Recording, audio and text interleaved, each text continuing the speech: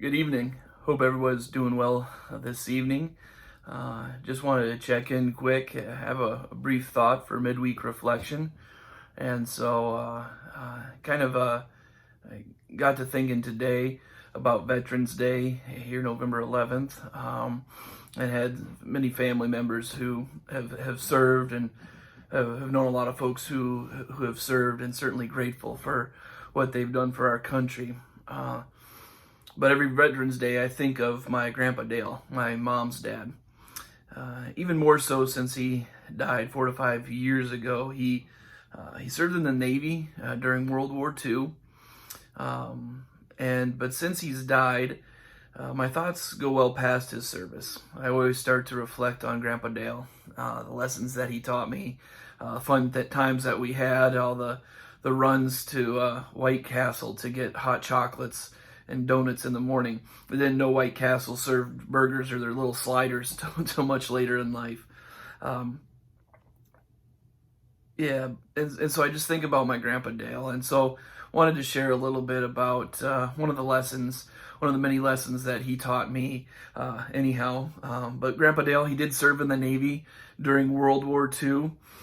He signed up for the Navy once he was able, in hopes of joining his brothers, his neighbors, his friends, and doing his duty and serving his country. Grandpa Dale, he didn't come from much. I've told a couple different of his stories in the past, but he didn't come from much. So he thought the Navy was an upgrade. Mostly he liked getting 3 solid meals a day. He'd never eaten so much in his life, and he thought that was pretty good. Another reason that the Navy was pretty good to Grandpa Dale was he was stationed in the very strategic point of Miami, Florida. His ship was anchored outside of Miami, and he was protecting the United States coast. Because of where he served, he didn't talk a whole lot about his service, but he was more than willing to talk about others. Maybe not in great specifics, but remembering his high school classmates, his people he knew growing up in a small town, his brothers, and the many who served either in Europe or the Pacific, who had it a lot harder than he did. And talking about others before himself, that was just like my Grandpa Dale. I didn't want to draw too much attention to him, but is more than happy to share about the successes, the joys of others, whether it was bragging on family or friends. He was just a very selfless man. And here lies the foundation of many of the lessons that he taught me. He also took great care of those around him. And if you were a neighbor of Dale Douglas, you were set. I think about the lessons that my grandpa taught me, and one of the great ones was how to be a neighbor.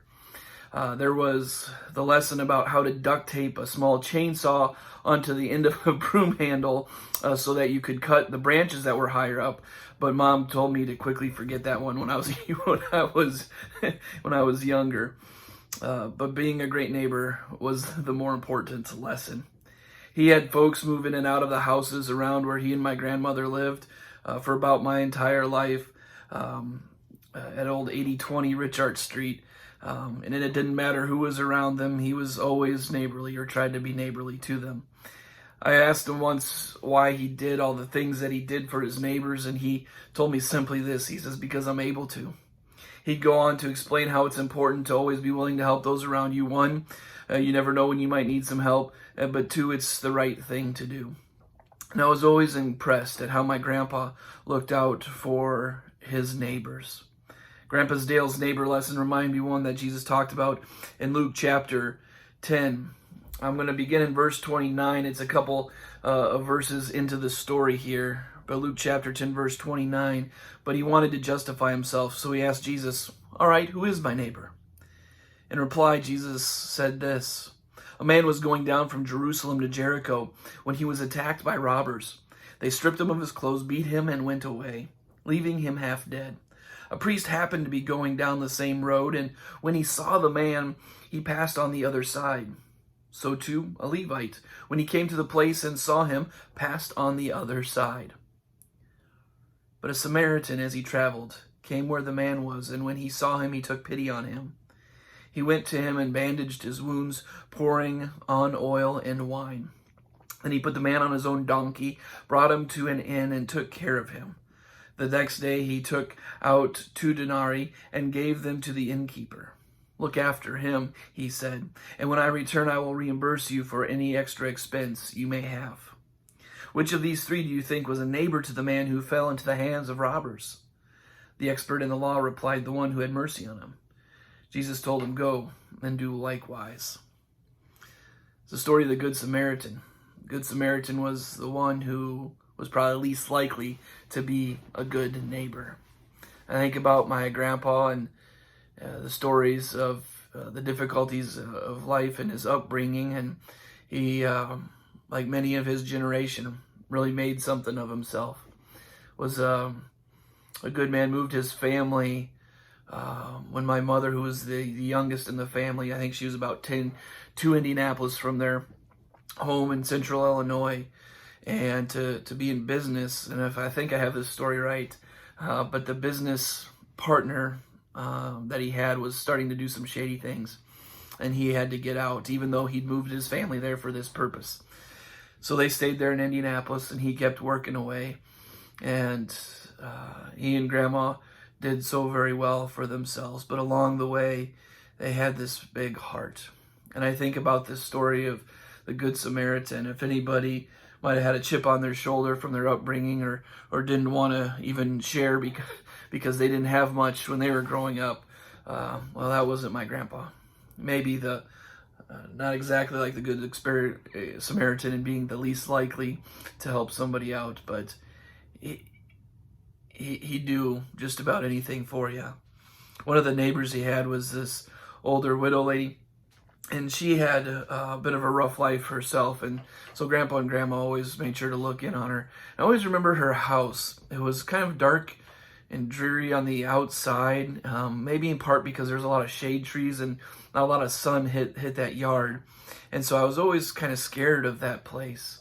But Grandpa taught me not to judge a book by its cover, and got to meet this lady, and she was also a wonderful, wonderful woman. I guess in all of this, it's just a reminder to look out for one another, to remember what Jesus taught us about that anybody can be our neighbor.